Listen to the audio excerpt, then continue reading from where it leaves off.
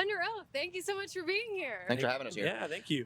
Your album, Define the Great Line, it turns 20 next year. It does. So we saw They're Only Chasing Safety tour. So are we going to get an anniversary tour for Maybe. Define the Great Line? Right now we are. We just put a new record out, so that's kind of what we're focused on right now. Okay, well, we're going to talk about that. We've talked about it some. We don't know. We'll see. Yeah. We would like to. I mean, we're all really proud of obviously everything we've done, but that record was special for us. So if it makes sense, we'll do it. Okay. We'll see though. And what has the response been like for the place after this one? It's been really great. Yeah. I mean, it's hard these days because like when you've been in a band for a long time, people just play your old stuff. That's sort of the narrative when you've been in a band for a long time. But I feel like with this one, there wasn't as much hate as our previous two. This is our third one we've done since we got back together, and I feel like, there's less hate on this one, and I see people saying they love it. So but the only place you really get feedback is the internet. Which is like a bit of a yikes, like a mixed bag. And you kind of try to ignore that stuff too. It's like we see people respond to it live, which is what really matters. And if you live your life in the comments, I mean, that's a dark place. Someone wrote on my video the other day that I have a face for radio. So I know. Okay. Yeah. But I mean, could you imagine like getting to the tier of like being a band as long as like Green Day or Metallica at this point? Like, I mean, I'm sure if they sat around, read what people said about play your old stuff and we don't want to hear, it's like you make records because you love making music together and you make the music you believe in, and as long as you're happy, you're fine. Oh yeah. Doesn't matter what anybody says. I think the reality is like we're not a new band, and people. I did read the other day someone had just discovered us on this album, which is super cool. But for the most part, your fans connect you to a time and place, and they'll still listen to the new songs and love the new songs or not, and come to the shows. But you make music because you have to. But we're all similar in that way, right? Like, I have a special place. So I've been a Deftones fan since Adrenaline because I've got an older brother who was into that kind of music way before I was. But I'm still going to listen to the new Deftones whenever they released it, and I'm still going to go, even if it wasn't my favorite. I would still go see them, because I love their career, their catalog. It's like, I don't know. I don't think we really worry about that stuff as much as we did when we first got back together. We were more concerned than we are now. Now we're just like, let's make that we want to make and be happy playing it. Because the worst thing you can be is up there playing a song you don't like. Yes. So as long as you like especially if you're making music if you're like, I want to make this so the fans love it, or I want to make this so it's popular, that's bad. Yeah. Bad. Yeah. Like that's how you get bad art. And you're always gonna play music from whenever you started becoming popular. Like, so for us it was 2004 with Chasing Safety forward, so we're gonna play songs off of all those records because we're gonna celebrate our catalog. We've been a band long enough to where we know people that are coming for their 50th time, we know people are coming for their first time, so we're gonna give you a little bit of everything, and that's gonna include some new stuff. That's definitely gonna include everything from our past catalog from 2004 on, pretty much. That's a short answer for your question. Yeah, we love to talk, by the way. No, this is great. Because what do you think is different about the new album compared to the other ones? Oh, I mean, you grow and you live life and you see things and you get hurt and you have children and you get happy. And I mean, the people that we were in 2004 versus 2024. 2025, that album was recorded in 2024, but like that's 20 years. Yeah. I mean, think about who you were 20 years ago. No. And we're but we're at an age now, we're all in our early 40s, we're all 41, 42 years old.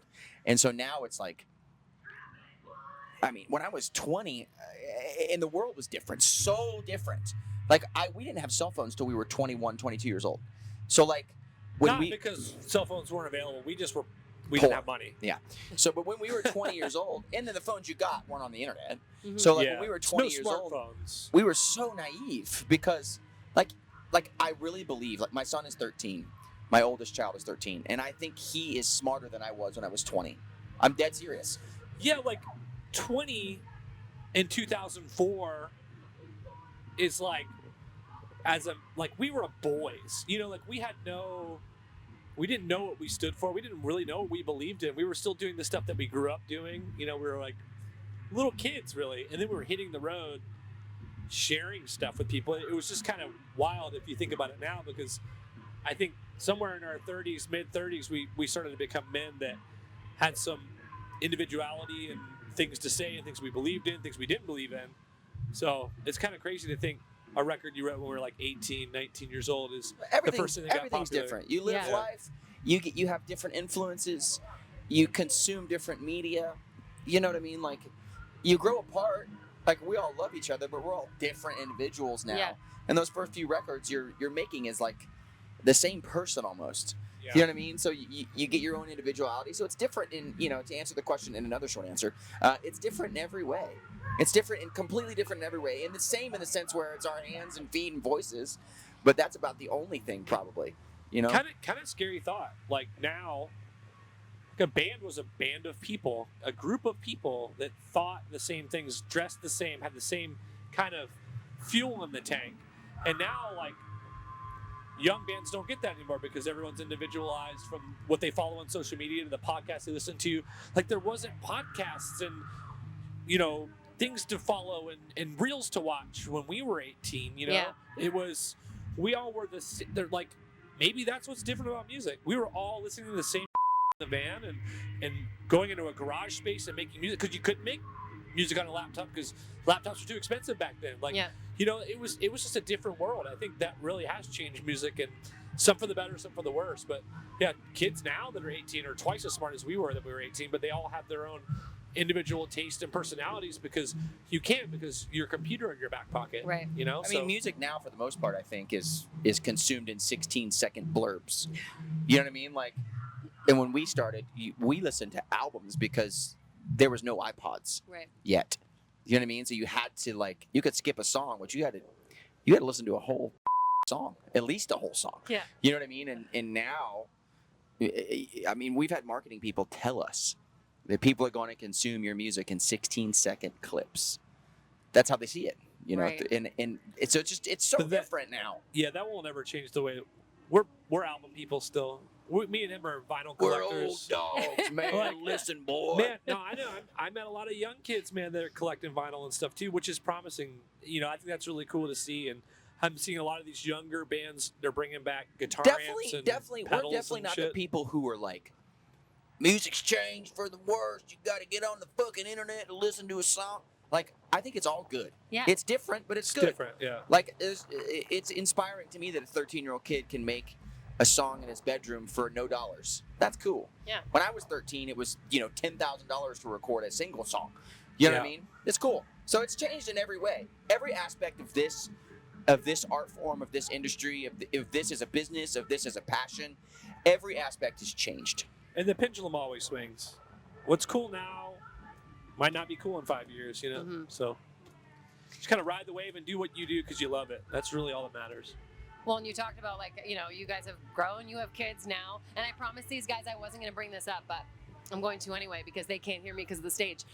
So you talked on a podcast about your wife's C-section, and oh yeah, you were talking about that. Actually, I don't remember who said it. There was no substances involved, by the way, with that. What if you said, I'd like to see her section, and I spit my coffee out my nose.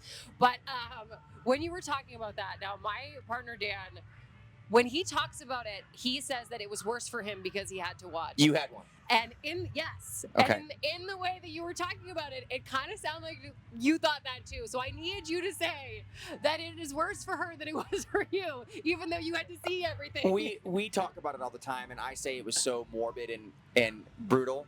And she goes, well, you aren't the one getting fucking cut open. So obviously, thank you. Obviously it's worse for you guys. But our situation, and he has a similar one as well. It was an emergency C-section. Okay. So it was so fast. It was like, uh-oh, there's a problem. And I'm not exaggerating. 3 to 6 minutes later, we held our baby. Wow. From one room to the operating room and this was also during COVID, so everything was super heightened. Yeah. And that's why I tell that story, because they were literally slinging her body parts at. It's crazy. And when it's an emergency, and no one ever talks about it. When it's an emergency, so it did like you can edit this out, TBD. I got a vasectomy 3 weeks later. I was like, I'm never, ever having children again.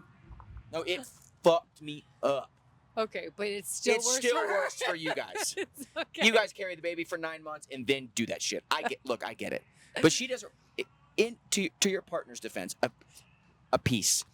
She doesn't remember any of it. That's true. She was on fucking drugs. Sort of, in a way. I yes. was there. And on a slightly different note, because we're out here on our inflatable furniture, I am asking, whose posters did you have on your wall when you were kids? When we were kids, I had a lot of Nirvana stuff on my wall. I remember I got the Foo Fighters debut album, and I went to the record store. The guy gave me the promotional poster off the wall, and it was I think it was a different artwork, or the artwork they were promoting. It was like this bald dude. I remember. Cartoonish looking drawing. I have to find that. it on the internet. You can find it still. And I had a lot of skateboarders on my wall. Yeah, for me, it was drummers and the Atlanta Braves baseball players. And I think Nirvana was probably my first love. Nirvana was the first thing for me that I felt like was mine. Yeah. You know what I mean? Like the first thing, I was in 5th grade when Smells Like Teen Spirit was #1 everywhere. It was the biggest song in the world. And we did this thing.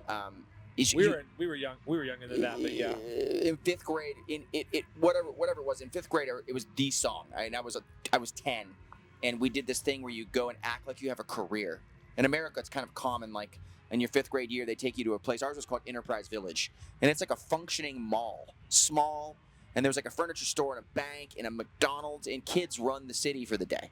What? And yeah, it's not to the public; it's just to your school. But there was like a radio station there, and I'll never forget it. My friend was the DJ. That's the job everybody wanted that day. I had to work at like the fucking furniture store or something, but my friend was the DJ that day. The banker. And he played. Did you guys do that at school? You know what I'm talking about? We didn't get to do all this cool stuff. But my friend was the DJ, and he played Smells Like Teen Spirit 87 times that day. That was like the first thing that like I remember being like. And my dad, I grew up in a super strict Christian home. So I didn't have a lot of music posters because we were only allowed to listen to Christian music. We had to sneak to listen to anything else. But every Friday, my dad would secretly get drunk, and he had 200 vinyl, and I have most of them today, and all great shit. Led Zeppelin, all the good shit. Why did you have to sneak it if he had 200 vinyl? Because it was like unacceptable to listen to this music. It was wrong, but he still knew it slapped and loved it. And wanted to share it with me. Right. So he would put headphones on my head, and I'm estranged from my father, but I've been talking about this more recently, but like he turned me on to like the dope shit that I still love. You know what I mean? Yeah. Secretly. And in some ways, I'm glad that I grew up that way because it felt like it was mine. Like I remember he put Pet Sounds on one time, the Beach Boys, and he put headphones on me. Now it must have been 6 or 7 years old, and it felt like a drug.